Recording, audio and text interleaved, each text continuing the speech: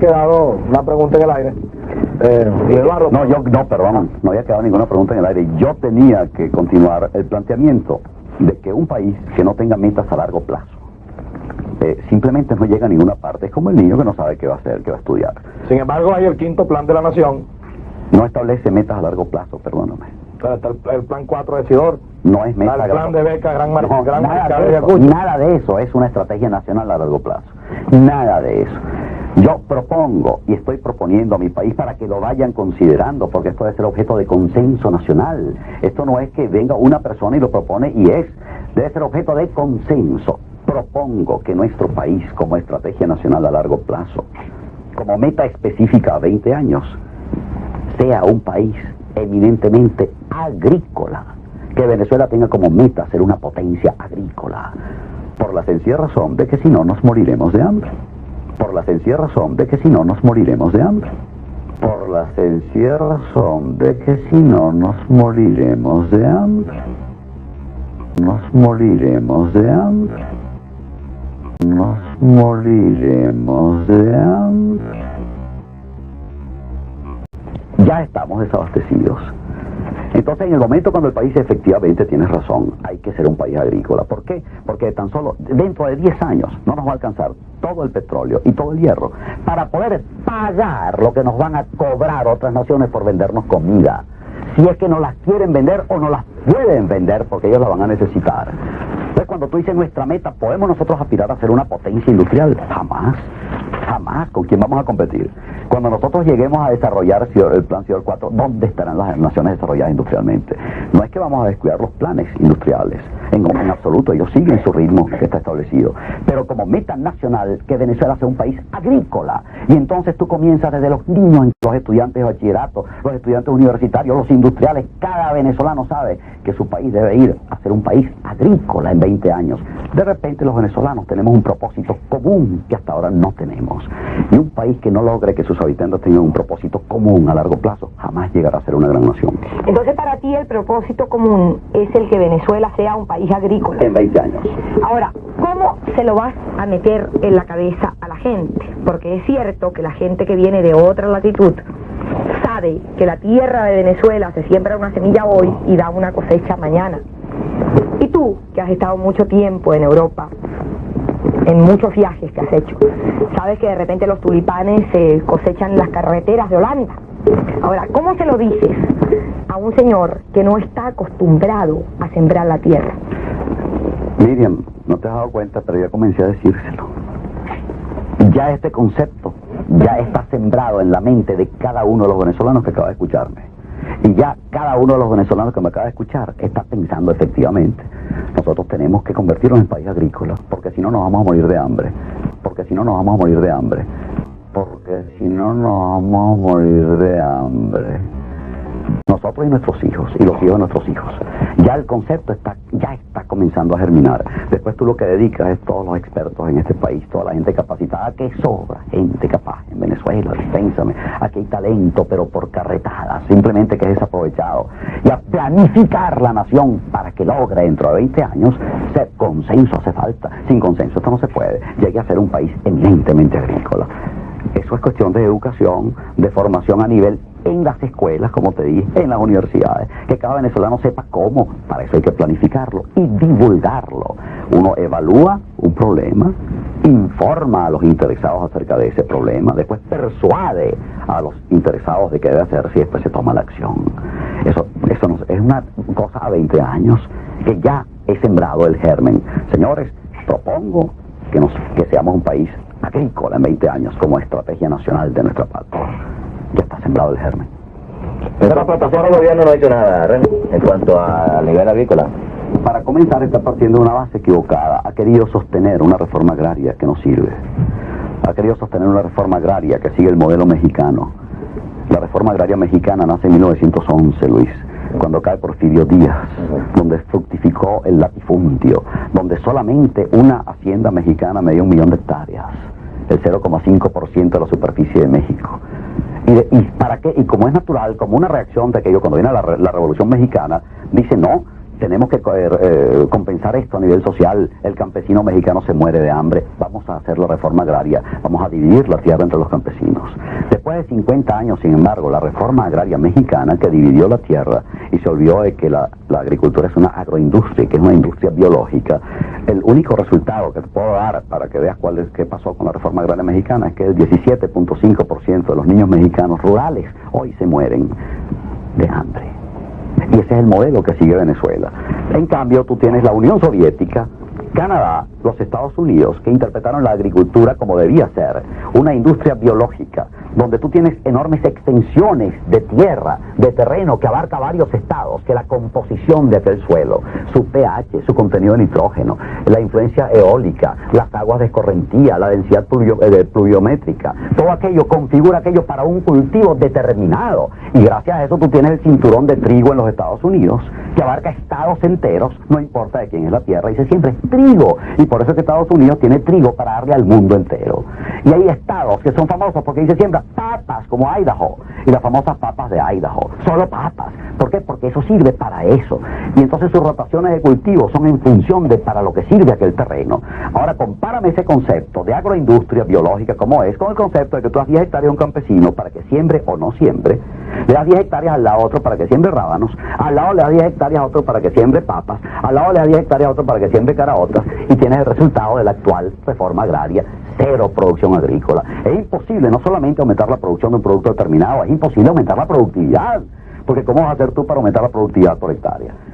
Entonces resulta que, fíjate que ¿dónde resulta la agricultura en Venezuela? Donde se están dedicando grandes extensiones a un solo cultivo, no importa de quién sea la tierra. Y después el campesino venezolano, en la medida en que le dan pequeños créditos que no le llegan completos porque lo sabemos, y que aquel hombre no tiene asistencia técnica porque lo sabemos, todo ese es un dinero perdido, es como tirarlo al río, y lo que hace es aumentar la miseria del campesino venezolano. Hay que crear la gran corporación campesina, la gran empresa campesina, donde el dueño de la tierra campesina hace sociedades de participación, donde tiene que contar con gerencia, la clase gerencial hace falta en una industria, y esto es una industria, donde además eso, clase gerencial significa administración, significa asistencia técnica, y el campesino te va a ganar por dueño de la tierra y por su trabajo. Así es como se concibe la agricultura, y en el país sobra gente que este tema lo domina como quiere y no es tomada en cuenta. ¿Por qué? Porque hay un dogma político de una reforma agraria al estilo mexicano que no sirve y que no la cambien. Hace falta pues despolitizar la reforma agraria. ¿Y tú no crees que ante independiente? Perdón, Luis Eduardo. Luis Eduardo Bello tiene la palabra. Vamos a poner orden aquí. Avípate, Eduardo, porque... No, perdón, esto no es cuestión de creerle que haya para Reni, porque esa no es la intención. La intención es tratar de que el pueblo conozca a Reni en su nueva función política. Sí. Entonces, Reni, si los partidos políticos, siendo corporaciones organizadas, han fracasado en esta reforma agraria, teniendo muchos técnicos dentro de sus partidos, ¿cómo vas a lograr tú que los independientes se organicen en tan corto tiempo para garantizar ese plan majestuoso del que tú estás hablando? Déjame decirte, de paso le vendría muy bien al país, porque todo el mundo lo que le desea es lo mejor a su país. Déjame decirte, el problema de los partidos políticos es que ellos no son pragmáticos, ellos son dogmáticos. Y Acción Democrática está enmarcada dentro de su cuestión socialdemócrata, y el otro es democristiano, y están de cada uno, y el otro es marxista-leninista, y está cada uno dentro de sus dogmas.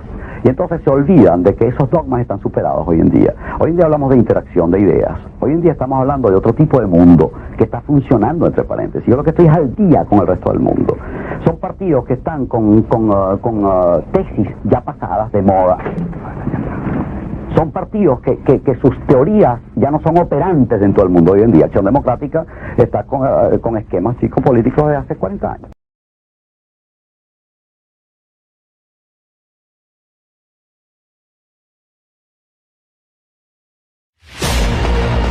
Mientras que en Latinoamérica los agricultores están en el abandono, rogando para que el gobierno los atienda.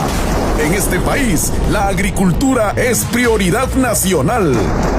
Este es un país pequeño, pero es el número 1 en agricultura. Son líderes en la exportación de frutas, verduras y semillas. Hoy presentamos las lecciones de Holanda, la potencia agrícola.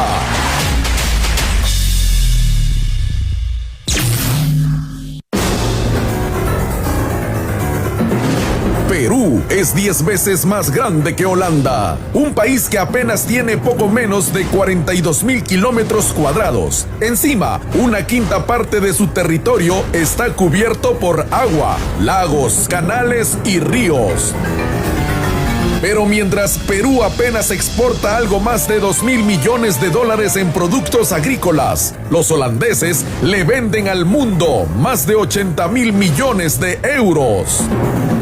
Tan buena es su agricultura que los holandeses se dan el lujo de venderle papas prefritas a Perú, a Colombia, a México y a muchos otros países. La pregunta es, ¿por qué los peruanos que producimos papa le tenemos que comprar a Holanda papas prefritas? La respuesta es una sola, porque ellos han desarrollado la tecnología, la innovación. Con eso, Holanda ha demostrado que ya no se necesita tener tierras de sobra para ser potencia agrícola. Pongamos un ejemplo.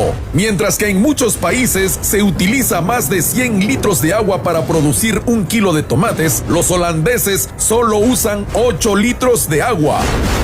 Mientras que en Latinoamérica, una hectárea de cultivo de cebolla puede producir 39 toneladas, en Holanda, una hectárea puede llegar a producir 70 toneladas.